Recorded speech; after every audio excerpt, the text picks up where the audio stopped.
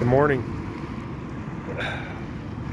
Just thought I'd do a video this morning from the lake that I live by. It's a beautiful lake. The townspeople are collecting all the garbage. The downstaters come up here for 4th of July and litter the place and go back south, and the cleanup is here. But they bring their money and spend their money, so I guess that's good.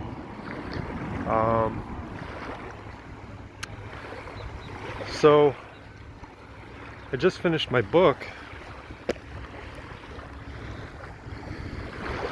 There you go.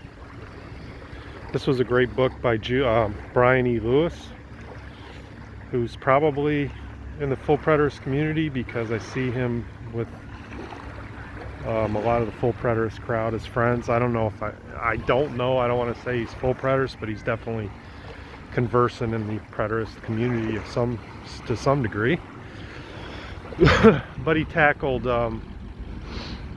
Paul's use of Hosea 1 and 2 about God making the 10 northern tribes not my people, and ones who were not shown mercy to one day carry a promise into the nations as God sent them into the nations to join the Gentiles and become Gentiles, to join and become one with the Gentile world. They carried with them the promise that God would, in the place where it was said to them, "You are not my people, I will say, you are my people," the place where it was said, "No mercy, you shall be shown mercy, and I will be your God." Paul did something rather powerful and applied that to his Gentiles who were coming in through his gospel outreach to the Gentile world. One has to be very careful and tread lightly here, because this has been exploited by groups like Israel Only, in the futurist camp, by cults, British Israel, racist cults like Culture, Christian Identity, and legalistic Judaizing cults in the Messianic community. So it's very much something that those on the fringes grab onto. On the other hand, those in the mainstream tend to ignore it, or sort of think that Paul went a little bit off his rocker a little bit and got excited and co-opted the verses in Hosea as sort of a statement that a non-literal, that it's not that literal Israelites are being gathered, but he's using that as sort of a figurative application that, hey, Gentiles, see, it's like this. Look in Hosea, not my peoples are becoming my peoples. So what Brian Lewis does is he speaks to both the fringe and the mainstream. The mainstream including dispensationalists, covenant theology, the whole gamut. And he tells them, you're not going far enough. You have to take Paul seriously, that he's not infusing radically new meaning in Hosea, but he's actually showing Hosea fulfilled. But he's also, Lewis is also speaking to the fringe who would, exploit it into some doctrine that becomes exclusionary again, where God is only interested in a certain type of Gentile. That would be a certain type with DNA. And I think, to sum up in my own words, where I think Lewis ends up is that, no, Paul is being faithful to the text. He's not trying to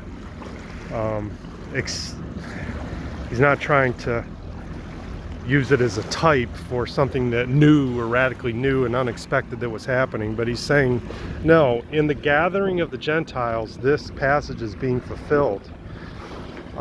Does that mean, okay, so let me put it in the words of a story or a narrative. You know, God had a people, Israel, all right? And everybody outside of Israel were not his people. But God had an aim and an intention and an ambition to one day reach the outside world because he loved them, because he's different from the rest of the A&E pagan tribal deities in the sense that he's the actual God that exists and created the cosmos. So he created the Gentiles. That's why Paul says, is he not also the God of the Gentiles as well as the Jews? And he affirms that. He says, yes, he is the God of the Gentiles. And yesterday, I posted videos from Scripture showing that he was the God of Gentiles. In fact, the covenant name Yahweh was known to Gentiles long before it was known to Moses and to Israel.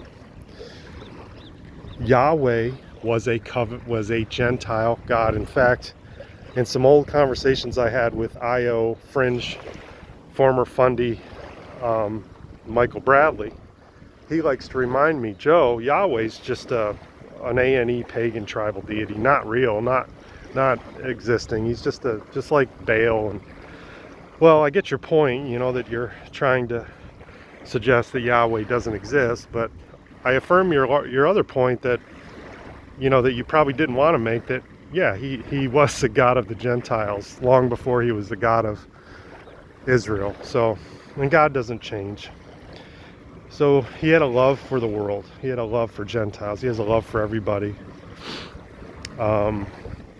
So he was trying to find a way to reach them within the narrative restraints that he was imposing on the unfolding revelation that we see in the Bible, in the biblical narrative, in the history, the sacred history of Israel. And God is methodical in that because I think through history, he wants to reveal things. So history becomes like a canvas upon which he reveals himself. So details are very important.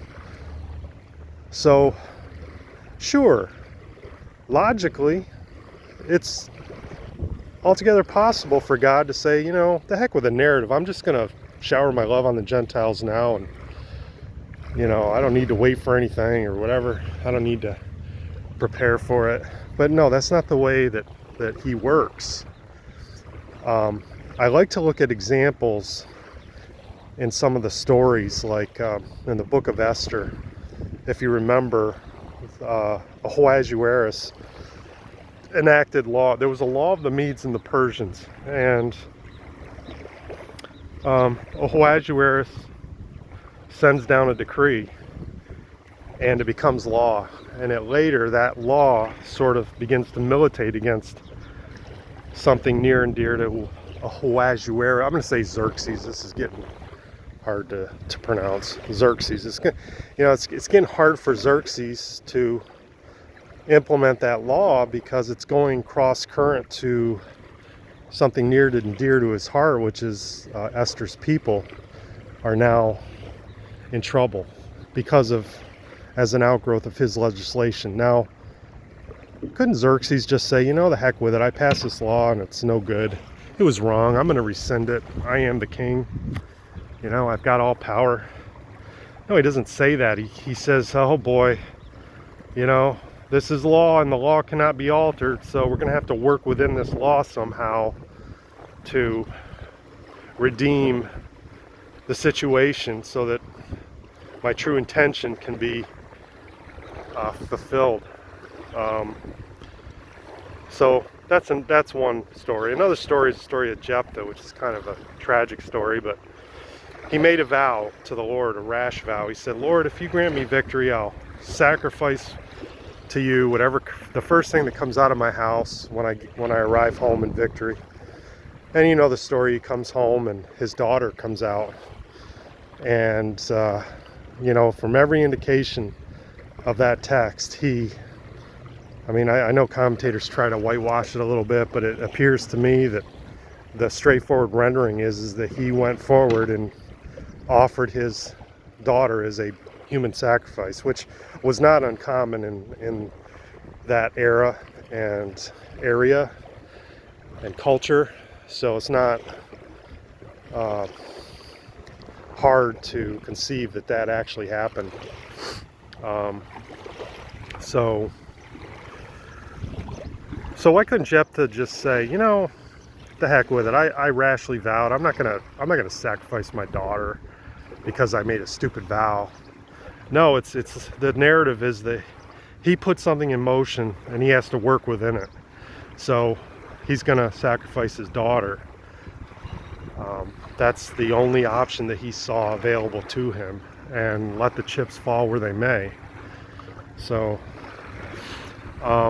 that's kind of how I see God working through a redemptive narrative in sacred history. God puts things in motion. He sort of sets the rules of the game, and he wants to work within the game and work within the rules. And he shows his sovereignty over the game by winning every time, but he works within the rules. So with Hosea in mind and the exile of the 10 tribes, if we look at what's behind that, why did God give them up? To use Paul's language in Romans, he gave them up. He gave the Gentiles up, to the lusts of their heart and their idolatry. Why did he do that? Was it just because, he was washing his hands of people? Because he's got a short fuse and a short faithfulness to people, that if they tread too far, that's it. He's done. His heart freezes up. No, it appears to me that the reason he allowed and perhaps even orchestrated the giving up of the 10 tribes was so that he could have mercy to the Gentiles. Now, like I said, he could just say, the heck with this mechanism, I'm just going to go out and have mercy on the Gentiles. No, he doesn't do it that way. He says, what I'm going to do is I'm going to take these people, and there were tens of thousands of them that were sown into the Gentile world and became one with the Gentile world.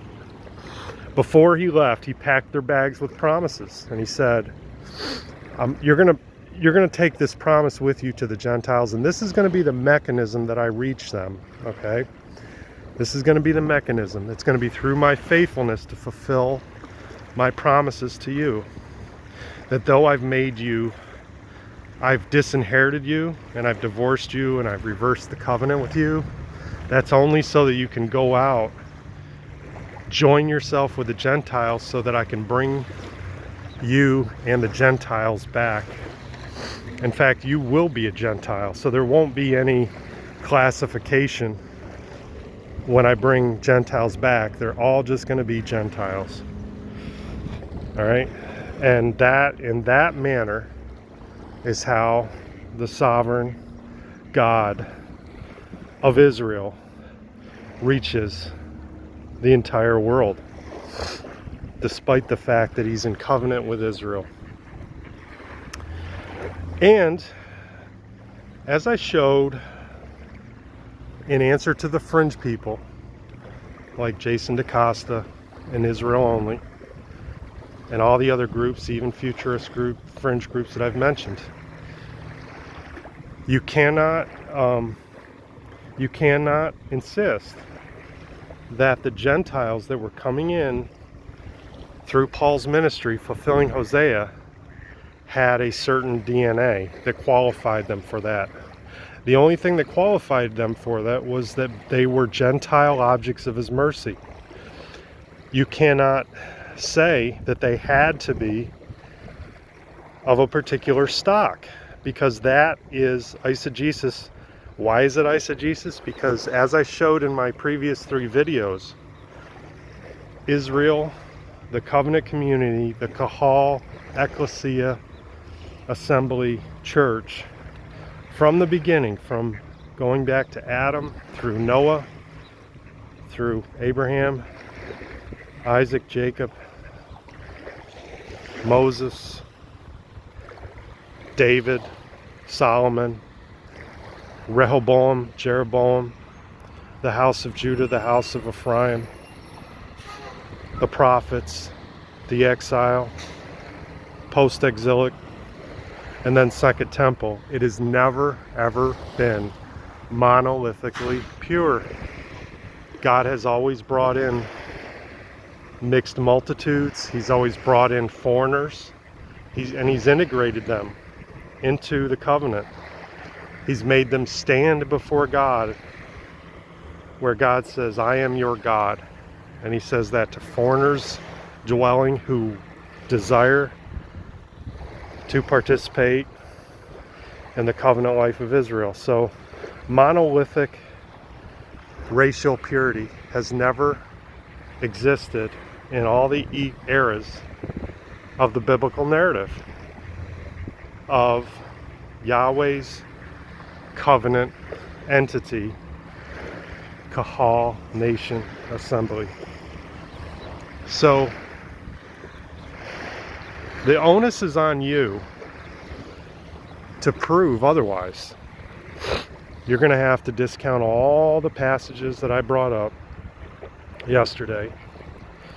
And if you can overthrow all of them, which you know that you can't, because now Israel only, the loudest voices today, distinguish themselves from the original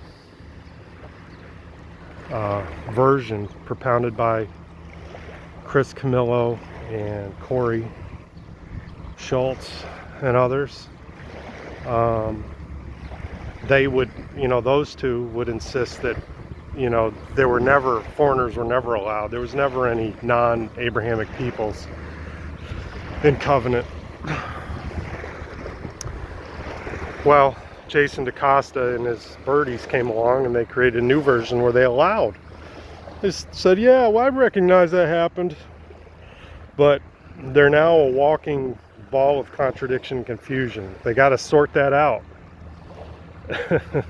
They got to sort that out. I mean, I'm looking at the comments on the videos, and they're all, they come along and they act like, oh, Jason, I'm not here at Jason's bidding. I hardly know Jason, but yet they talk exactly like Jason. They raise the same points. But they come at me and Jerry says, why should anybody listen to you, Joe? You don't even have it all figured out. You don't know what you believe, whether it's preterism, futurist, or whatever. Well, Jerry, open your eyes. Look at these contradictions. Go back and watch the videos. Look at the scriptures. And the video stopped. I had to stop the video. So I think there's a half dozen more passages that I didn't read that I need to do another video on. But there is absolutely no doubt. I mean, this is something clear. This is absolutely clear. Jason's border patrol is down. It's down. I mean, the walls are down. Oh gosh. Well, anyway, that's all I kind of wanted to share. And while I don't have it all tied up, I do have a general view, an eschatological view that I'm building. Okay, so let me see if I can kind of roll it out here in a little nutshell. So I think the error of some full preterism and how they frame it is that they insist or insinuate fulfillment down here on earth, okay, in this life, in flesh and blood, in the here and now, right here in this locale of reality. So they would say the New Jerusalem came to earth. And that they would say that we here in the land of the living are in the New Jerusalem. I think that's a mistake. I really think that's a mistake. I think that's a break. That is a big break in Pauline theology. It's a big break in spirituality. And it has terrible consequences, as we're seeing. So I need to articulate that more. I need to put some more thought into it before I start hammering that point home, but that's just what my suspicions at this point are. I feel like God kind of gave me a little paradigm, a little symbol that kind of helps me to explain what now is, and it's the symbol of a cocoon. You know, that we are all in a cocoon, and this life exists as sort of an incubator, a cocoon, sort of a preparation before we meet our Creator, because our default when we come out of the womb and we're totally in the natural, we're not prepared. Sure, he could make us prepared in an instant. He can do anything, but again, he's a methodical God who works through a process. He's not in a hurry.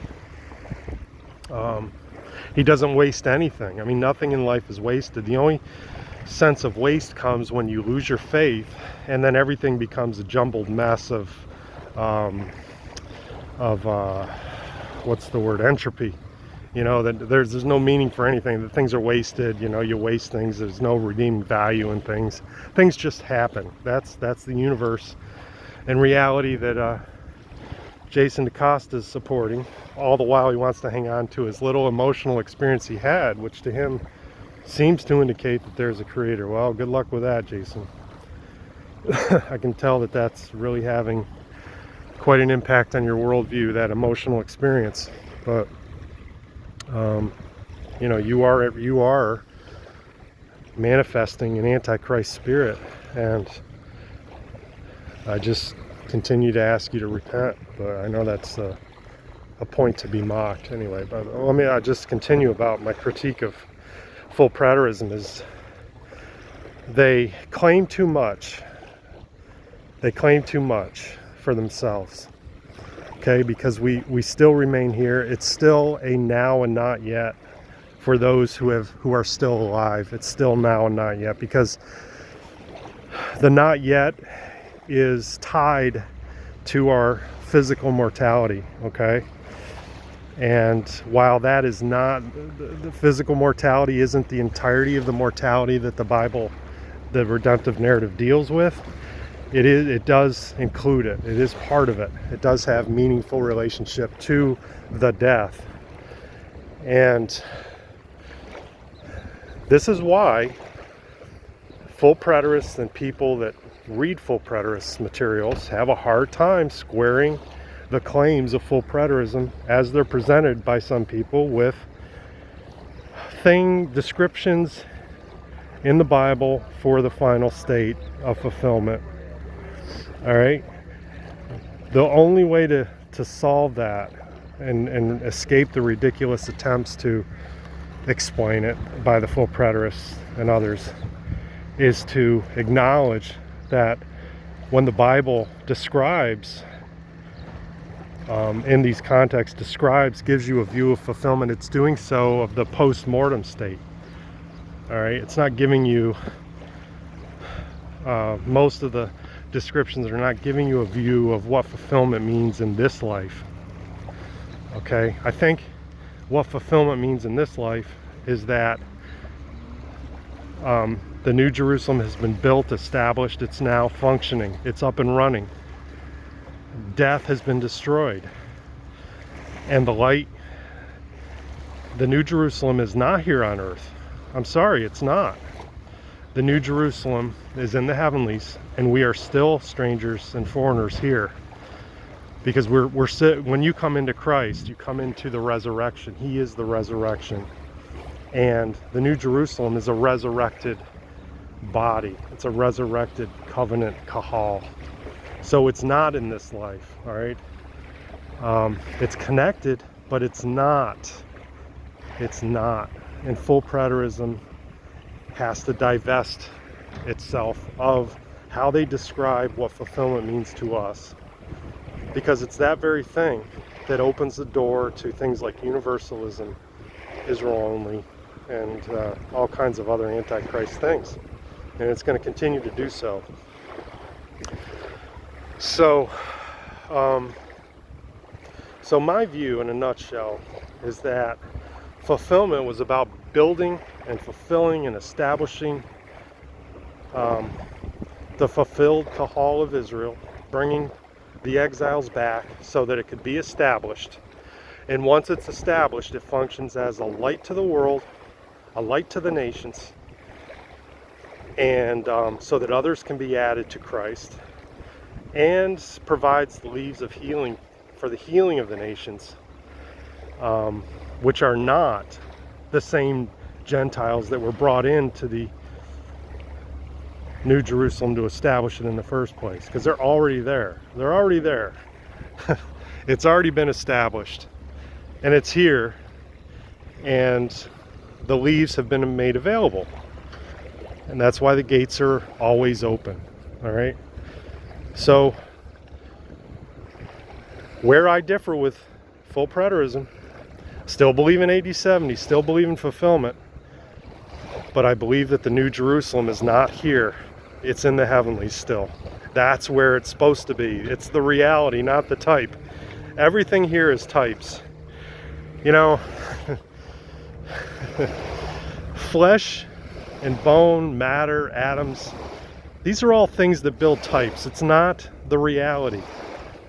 And this is this is going to be the Achilles heel of full preterism, trying to make material reality the New Jerusalem. Now, again, I said there is connection. We are citizens, but we're not yet home. We're not yet there. We're still in the nations. We still go through the gates to worship, but we don't dwell. We're not part of the New Jerusalem yet.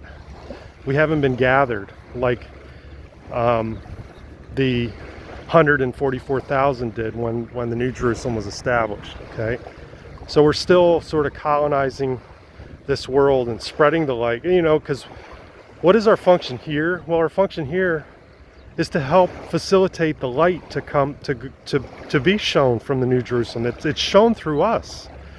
And the leaves of healing, we bring the leaves of healing to others, you know, so that then they can enter through those gates and worship and bring their offerings and then when they die, as Paul says, changed, caught up, to be with them together. Paul, you know, I see what else is happening, especially with the universalists that are grabbing onto Israel like I was doing, but yet trying to still hold on to hope. And I'll call out a name, Matthew Simon, who I used to really enjoy his stuff and was influenced and counted him as somebody that I agree with. I'm now trying to gently drop a little, let's just say, encouragement to him.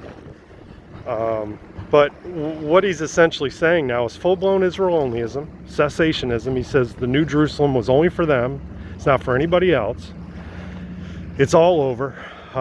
Salvation is over. So what does that leave us? Well, the good news is, the gospel for us is that we were never under the curse of the law to begin with, and that God will gather our spirits when we die to Him. Now, how does that happen? So Matthew, your scenario of the afterlife is that there's compartmentalization. There's God, the one God who is with one people, now has, you've pretty much injected dispensationalism with a vengeance into the heavenlies. You now have God who has a people in the New Jerusalem, and then you have this nebulous place where spirits return to God who were never under the curse of the law, but they were never redeemed. And it's just all nebulousness. And what I would challenge Matthew is, you know, you haven't found what you're looking for. This is going to fall apart on you. This is so thin of support in the Bible of any specific promises. There's no details. You have to, I think you probably pulled a verse out of Ecclesiastes that talks about our spirits going back to God, our Creator. I mean, is that all you got?